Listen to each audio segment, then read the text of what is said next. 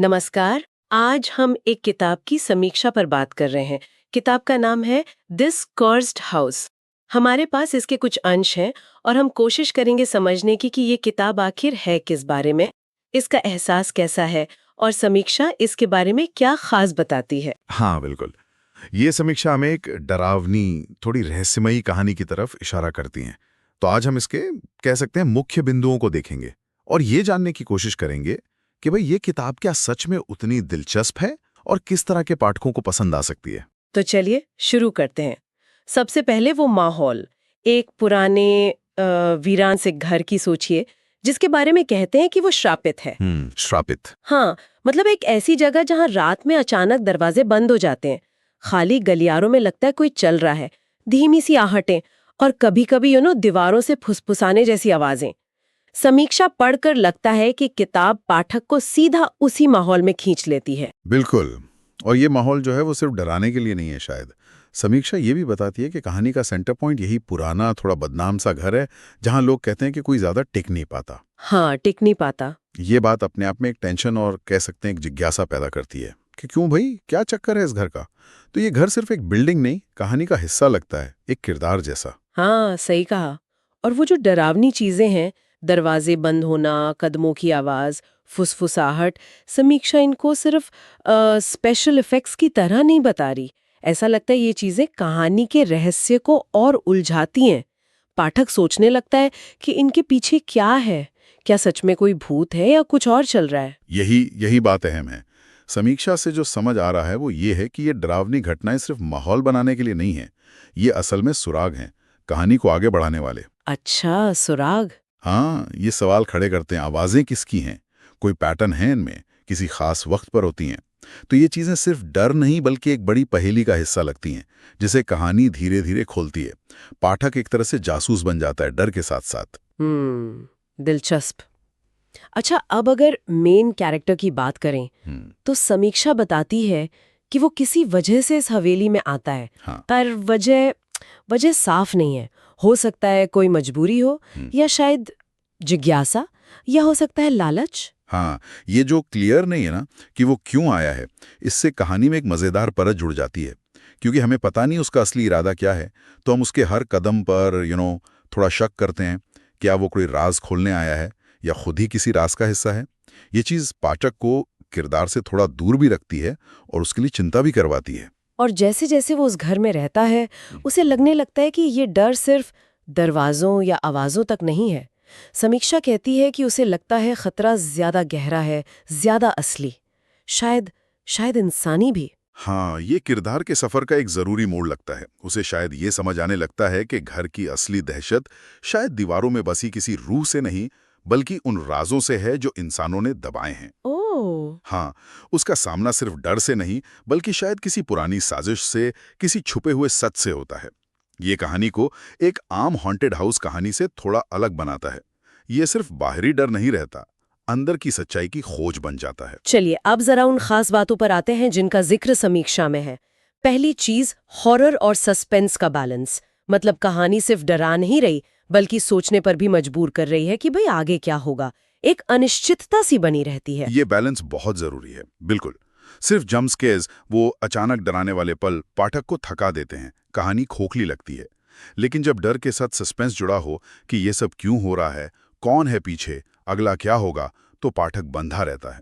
समीक्षा के हिसाब से ये किताब यही बैलेंस बनाने में सफल है। डर माहौल से भी आता है और आने वाले खतरे के एहसास से भी। दूसरी बात जो मुझे ज्यादा दिलचस्प लगी, वो ये कि कहानी सिर्फ भूत प्रेत तक ही नहीं है।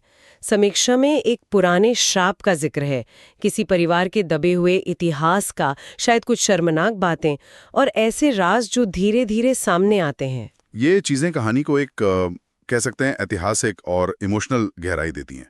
ये सिर्फ एक घर की कहानी नहीं रहती, शायद एक पूरे परिवार या समुदाय की कहानी बन जाती है।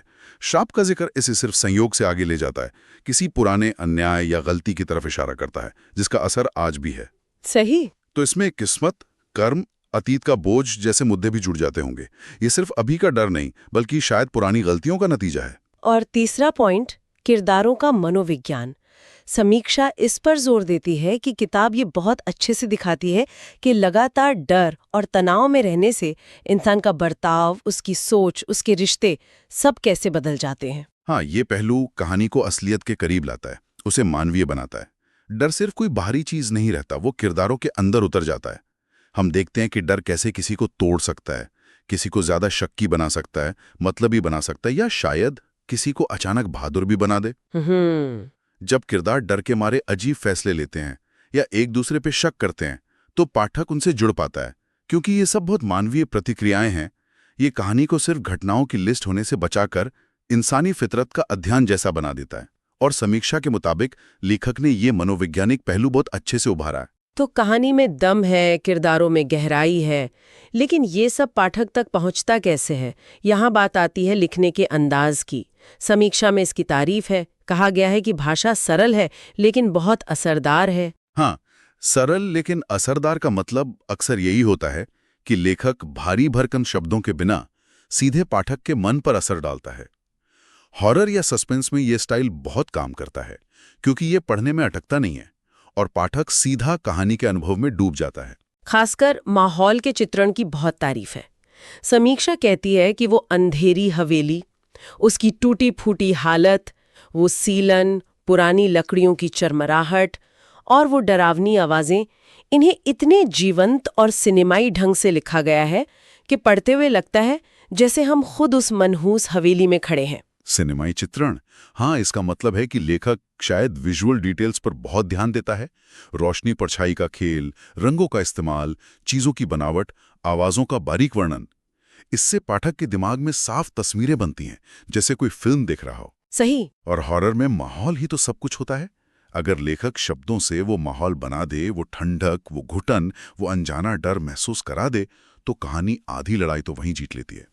ये पाठक को सिर्फ कहानी सुनाता नहीं, उसे महसूस कराता है। तो इन सब बातों को देखें तो समीक्षा ये भी इशारा करती है कि ये किताब किन पाठकों को खासतौर पर अच्छी लग सकती है। साफ लिखा है कि ये उन लोगों के लिए है जो एक तो हॉरर और थ्रिलर पसंद करते हैं, जिन्हें डर और रोमांच दोनों चाहिए। हाँ, ये तो है ही। दूसरे, जिन्हें हॉन्टेड हाउस वाली कहानियां अच्छी लगती हैं, मतलब जहां एक घर या इमारत ही कहानी का केंद्र हो। और जिन्हें कर्स्ड फैमिली सीक्रेट्स यानी श्रापित पारिवारिक रहस्यों वाली कहानियां पसंद हैं, जहां अतीत के राज आज पर असर डालते हैं। और हाँ, वो पाठक भी जिन्हें कहानी में आने वाले ट्विस्ट्स, वो अप्रत्याशित मोड़ और उलझी पहेलियां सुलझाना अच्छा लगता है। और मतलब ये उन पाठकों के लिए बढ़िया हो सकती है जो सिर्फ ऊपर ऊपर के डर से खुश नहीं होते, जो चाहते हैं कि डर के साथ एक गहरा राज भी हो, जिसे धीरे धीरे खोला जाए, जिन्हें किरदारों के मन की उथल पुथल देखना पसंद है और जो एक अच्छे से बने माहौल में डूब जाना चाहते हैं। ये सिर्फ भूत आया, डराया, चला गया टाइप की कहानी नहीं लगती, उससे ज्यादा कुछ है इसमें।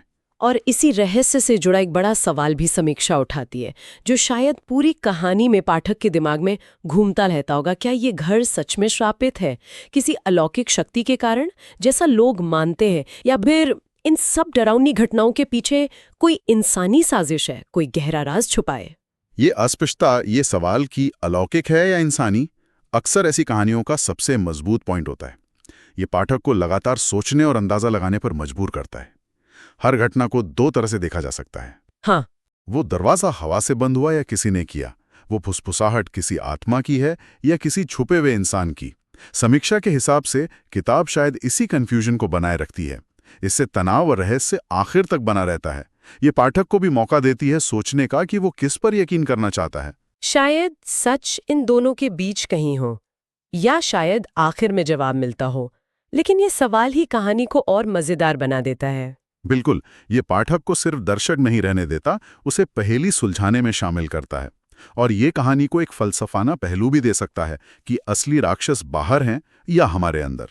तो अगर हम इस पूरी बातचीत को समेटें तो दिस कर्सिड हाउस की समीक्षा एक ऐसी किताब की तस्वीर पेश करती है जो हॉरर के एलिमेंट्स जैसे डरावना माहौल, भूतिया घटनाएं, कोई गहरे रहस्य, पारिवारिक इतिहास और किरदारों के मनोवैज्ञानिक संघर्ष के साथ अच्छे से मिलाती है।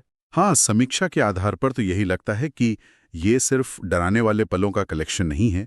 ये एक उलझी हुई कहानी है जिसमें कोई पुराना श्राप है, दबे हुए राज हैं और इंसानी कमजोरियां भी हैं जो अहम रोल निभाती हैं। और वो लिखने का अंदाज, खासकर माहौल का चित्रण, इसे और यादगार बनाता होगा।